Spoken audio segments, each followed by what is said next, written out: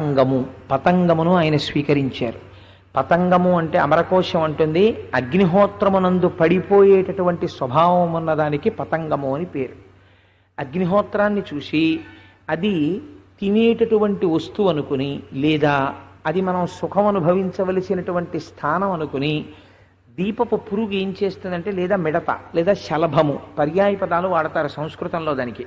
అది అగ్నిహోత్రానికి దగ్గరగా వెడుతుంది. వెళ్ళి మరి దానికి అదేం వ్యామోహమో తెలియదు, అగ్నిహోత్రం దగ్గరగా వెళ్ళి తిరగడంలో అది ఆ అగ్నిహోత్రంలో పడిపోయి కాలిపోయి రెక్కలు ఊడిపోయి ఆ చిట్ట చివరికి మృత్యువుని పొందుతుంది. కాబట్టి నేను ఒక శలభమును లేదా ఒక మిడతని లేదా ఒక పతంగమును, పతంగమనగా దీపపు పురుగు అనుకోండి, ఆ దీపపు పురుగు లేదా సంస్కృతంలో దానికి ఖచ్చితమైనటువంటి జవాబు చెప్పాలి అంటే, అగ్నిహోత్రము చేత ఆకర్షింపబడి అగ్నిహోత్రము దగ్గరకు వెళ్ళి శరీరమును వదిలిపెట్టేటటువంటి స్వభావం ఉన్నటువంటి జీవి, దానిని నేను గురువుగా స్వీకరించి తిని. ఈ మాట దత్తాత్రేయ స్వామి వారు ఎందుకు అన్నట్లు కానండి, నేను ఒక విషయం విజ్ఞాపన చేస్తాను. ఇది ప్రత్యేకించి పతంగము అనేటటువంటిది మన జీవితంలో చాలా గొప్ప విషయాన్ని బోధ చేసేటటువంటి స్వరూపం. అందుకేనేమో గురుచరిత్ర మొదలుపెట్టి దగ్గర నుంచి దీపపు పురుగులు మాత్రం ఆగకుండా ఇలాగే వస్తున్నాయి. ఎందుచేతనంటే యథార్థానికి అవి గురుస్వరూపాలు. మరి 24 మంది గురువుల్లో అవి కూడా ఉన్నాయి కదా, అందుకని ఇంతమంది గురువులు వస్తున్నట్టే లెక్క. దత్తాత్రేయ స్వామి వారికి గురువులవి. పతంగము ఎలా గురువు అవుతుంది మీరు ఆలోచించండి. మనకి ఇంద్రియములు అని ఉన్నాయి. మీరు ఈ విషయాన్ని కొంచెం జాగ్రత్తగా అర్థం చేసుకుంటే ఈ ఒక్క విషయమే మన జీవితాన్ని ఒక కొత్త కోణంలోకి తిప్పేస్తుంది. ఇంద్రియములు అని పిలుస్తారు. ఇందులో కర్మేంద్రియాల సంగతి కొంచెం పక్కన పెట్టండి. ఎందుకంటే కర్మేంద్రియాలు అంటే కాళ్ళు, చేతులు, నోరు, మలస్థానము, మూత్రస్థానము, ఈ 5 కర్మేంద్రియములు అంటారు. జ్ఞానేంద్రియములు అని 5 ఉంటాయి. అవి కన్ను, ముక్కు, నాలుక, చెవి, చర్మము, ఈ 5. వీటిని జ్ఞానేంద్రియములు అని పిలుస్తారు. జ్ఞానేంద్రియములు అని ఎందుకు పిలుస్తారంటే, ఇవి బాహ్యమునందుండేటటువంటి అన్ని విషయములతో అనుసంధానం చేస్తాయి. ఇవి ప్రపంచంలో ఏం జరుగుతోంది కన్ను ముందు చూస్తుంది, ఏవి వినపడుతున్నాయి చెవి పొందుతూ ఉంటుంది, ఏ వస్తువుల్ని ముట్టుకోవచ్చు, స్పర్శ సుఖాన్ని లేదా స్పర్శ చేత దుఃఖాన్ని చర్మం చెప్తుంది. ఒక వస్తువుని ముట్టుకున్నారనుకోండి, అబ్బా చాలా బాగుంది, మెత్తగా ఉందండి ఇది. ఒక పువ్వుని ముట్టుకున్నారు, చాలా బాగుంది, మెత్తగా అంటుంది. ఎవరు చెప్తారు? చర్మం చెప్తుంది. ఒక ముళ్ళు ముట్టుకున్నారు, అబ్బేబే చాలా బాధాకరంగా ఉంది. ఎవరు చెప్తారు? చర్మం చెప్తుంది. చేత తెలియచెప్పేటటువంటి స్వరూపము కలిగినటువంటి 5 ఇంద్రియాలని జ్ఞానేంద్రియములు అని పిలుస్తారు. ఈ 5 జ్ఞానేంద్రియములు, 5 కర్మేంద్రియములు ఉంటాయి. కానీ ఈ ఇంద్రియాలకి ఒక లక్షణం ఉంది. ఇవి ఎటువంటివంటే, వీటికి ఏమీ ప్రమేయం ఉండదు. అవి సుఖాన్నివ్వడమా దుఃఖాన్నివ్వడమా అన్న విషయంలో ఇంద్రియాలకి స్వాతంత్ర బుద్ధి ఏముండదు. వీటిని నడిపే రౌతు ఒకడు ఉంటాడు. అవి ఆ నడిపేటటువంటి రౌతు పేరు మనస్సు. ఆ మనస్సు ఏం చేస్తుందంటే, ఈ 5 గుర్రాల కళ్ళేలు తన చేతిలో పెట్టుకుంటుంది. పెట్టుకుని మనస్సు ఎప్పుడూ కూడా ఈశ్వరాభిముఖం అవడాన్ని మనస్సు అంగీకరించదు. అది విషయ సుఖములను అడుగుతుంది. కాబట్టి కంటిని దేనికి వాడుకుంటుంది? మీరు మనస్సు యొక్క రహస్యాన్ని గమనించడం మొదలు పెడితే అసలు దాన్ని మించిన సినిమా ప్రపంచంలో లేదు. అది కాసేపు ఏమంటుందంటే, కూర్చుని కంటితో చూసి సుఖమును అనుభవించు. అన్నిటికన్నా పెద్ద సుఖం, ఎక్కువసేపు మనస్సు సుఖానుభూతిని దేనితో పొందుతుందంటే కంటితో పొందుతుంది.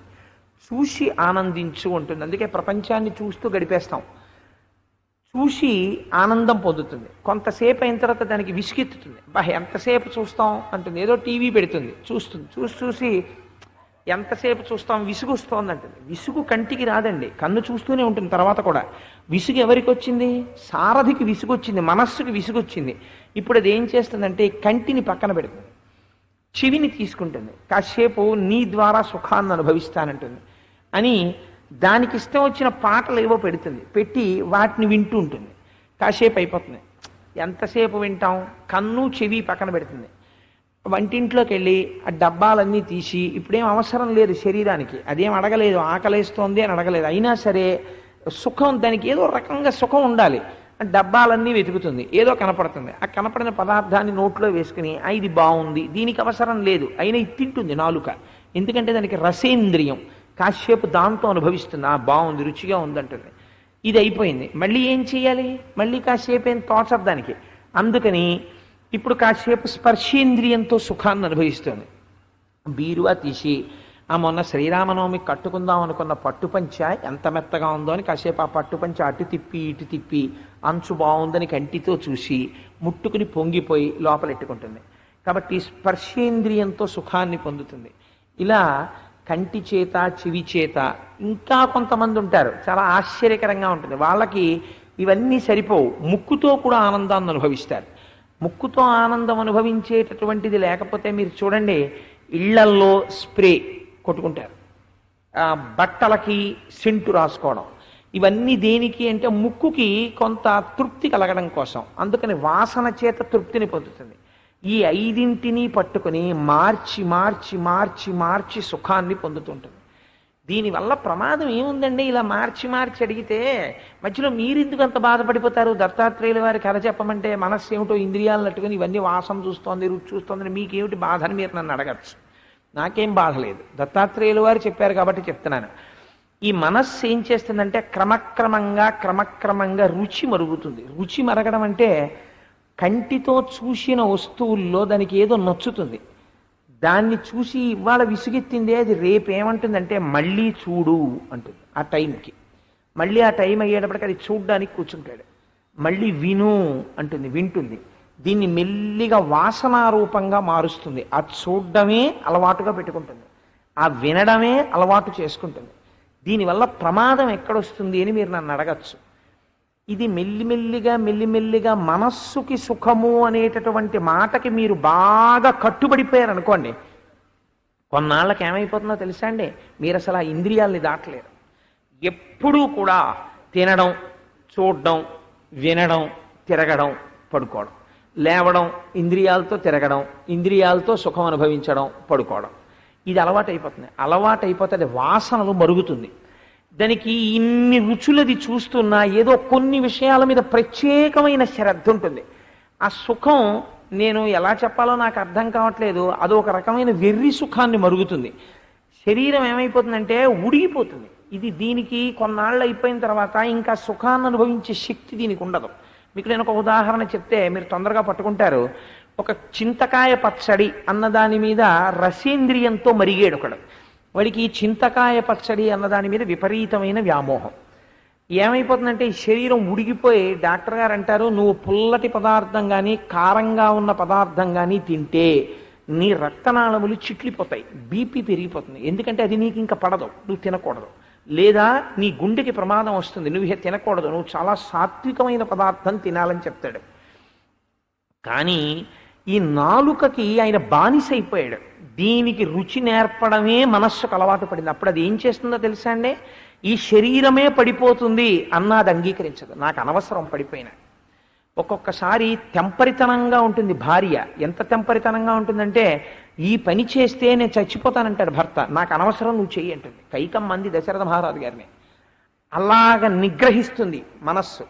నువ్వు చచ్చిపోతే నాకు అనవసరం, నువ్వు చింతకాయ పచ్చడి తినవలసిందే. మీరు చూడలేదండి, నేను సభాముఖంగా చెప్పడం ఎందుకు, నేను ఎంతమందినో చూశాను.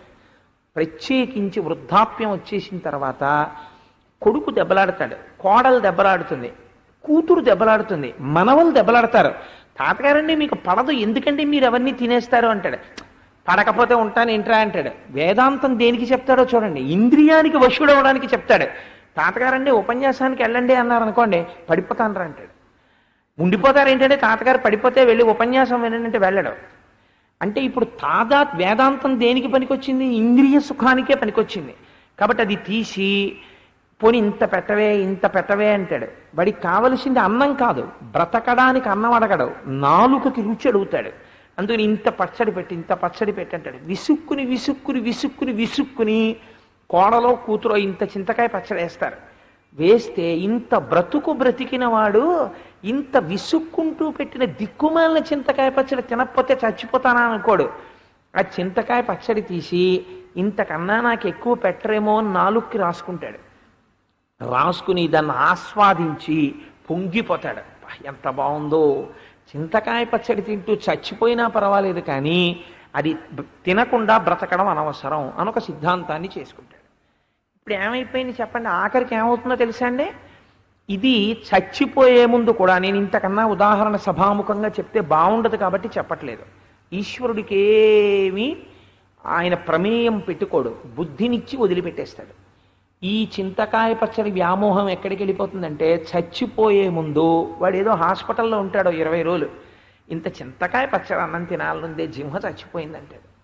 అంటే కోడలు అంటుంది, తప్పు మాయగారండి, ఇప్పుడు చింతకాయ పచ్చడి తినడం ఏమిటంటే, డాక్టర్లు చంపేస్తారు నన్ను, ఇప్పుడు పెట్టకూడదన్నారు, మీకు ఇంటికి వచ్చి తగ్గిపోయిన తర్వాత చింతకాయ పచ్చడి పెడతానంటే. వాడి వ్యామోహం ఎక్కడుండిపోతుందో తెలుసా అండి? దిక్కుమాలిన చింతకాయ పచ్చడి మీద ఉండిపోయి అది తలుచుకుంటూ ఉండగా ఊపిరి అనుకోండి, వీడి చింతకాయ పచ్చడి అడిగాడు కాబట్టి వీడిని ఏం చేస్తారంటే, ఓ చింత చెట్టుకి పట్టినటువంటి ఒక పెద్ద చింత పండులో ఒక చింతకాయ పండిపోతుంది కదా, దానికి ఓ సూక్ష్మరంధ్రం చేసుకుని ఓ పురుగై ఆ చింతపండు నాకుతూ లోపల పడుకొని ఉంటాడు. దీన్ని తీసుకెళ్ళి ఆఖరికి ఎవడా చింతకాయ పచ్చడి చేసుకుందామని కొనుక్కున్నవాడు దాన్ని రోట్లో పెట్టి దెబ్బ కొట్టినప్పుడు ఆ నలిగిపోయి చచ్చిపోతుంది. అప్పుడు దిక్కుమాలిన చింతకాయని పట్టుకున్నానంటే ఆ వ్యామోహం, ఆ పురుగుకి కొత్త వ్యామోహాలు ఉంటాయి, ఆ వ్యామోహానికి చిక్కుతుంది. నువ్వు పుట్టినటువంటిది మనుష్యుడిగా, నువ్వు వెళ్ళిపోయింది చింతపండులో పురుగుగా. దేనివల్ల వెళ్ళిపోయావు? అంత నీచమైన జన్మలోకి ఎలా వెళ్ళిపోయావు అని అడిగితే, మీరు చూడండి, ఒక్కొక్క పువ్వులో మీరు పూజ చేద్దామని చామంతి పూలు తెచ్చుకుని మీరు పూజ చేద్దామని చామంతి పువ్వు ఇలా పూజ చేశారనుకోండి. నిన్నటి రోజున ఒక ఆశ్చర్యకరమైన సంఘటన జరిగింది. నాకు ఈ పుష్పహారాలు వేసినప్పుడు దానికి ఉందిలా ఉంది గొంగళీ పురుగు, అది వెళ్ళిపోయింది నాకు లాల్చీలోకి. ప్రార్థనా శ్లోకాలు చదివే లోపల అది వెళ్ళిపోయింది. నేను సభాముఖంగా మాట్లాడుతూ దాన్ని నేను ఎక్కడ గోకి పట్టుకోను, అందులో నేను వదిలిపెట్టాను. కాసేపు అలా తిరుగుతుంది, వీపు తిరగని అని. ఇంటికి వెళ్ళి లాల్చీ విప్పేసి బనీని విప్పేసి దులిపే లోపల వీపంతా బాడీలెక్కిపోయింది, దాన్ని దులిపితే కింద పడింది. అలా ఒక్కొక్కసారి పూలదండలో దాక్కుని ఉంటాయి. అంటే దానివల్ల ఇప్పుడు నాకు వచ్చేసిన ప్రమాదం అదేం పాము ఏం కాదు, ఓ సబ్బెట్టు రుద్దుకుంటే పోయా, దాని గురించి నేనేం పెద్ద బాధపట్టలేదు, అది చాలా సహజం. సుబ్బారావు అది విని మీరేం బెంగపెట్టేసుకోకండి, అయ్యో ఎంత అపచారం జరిగిపోయింది, సాధారణంగా జరుగుతాయి అవి.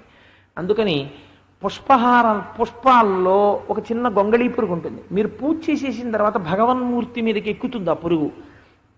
అది ఎందుకు వచ్చిందో తెలుసా అండి?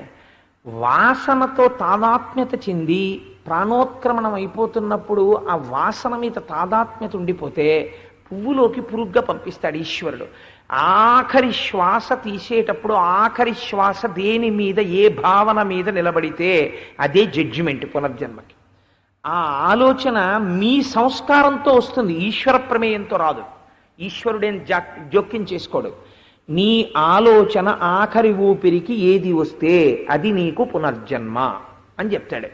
ఆఖరి ఊపిరి ఏదో నీకేం తెలుసు? నీకు తెలియదు.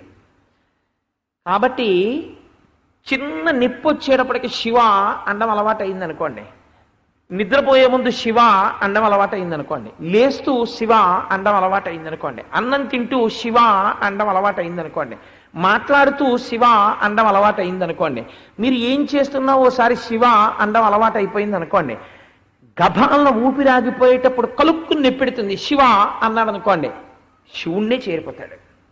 ఎందుకని? లోపల మనస్సుకి అది అలవాటైంది అలా అన్నాం కాబట్టి. ఇప్పుడు ఏమైపోయింది? దాన్ని పొందేశాడంతే, వెళ్ళిపోయి నామము తరింపచేస్తుంది. ఎందుకు తరింపచేస్తుంది? ఈ సంస్కారం చేత తరింపచేస్తుంది నామం.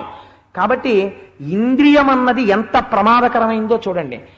ఏ ఇంద్రియమైనా సరే మిమ్మల్ని పతనావస్థకి తీసుకెళ్ళిపోగలదు. కళ్ళు తీసుకెళ్ళిపోగలవు, చెవులు తీసుకెళ్ళిపోగలవు, నాలుక తీసుకెళ్ళిపోగలదు, ముక్కు తీసుకెళ్ళిపోగలదు, చెవులు తీసుకెళ్ళిపోగలవు.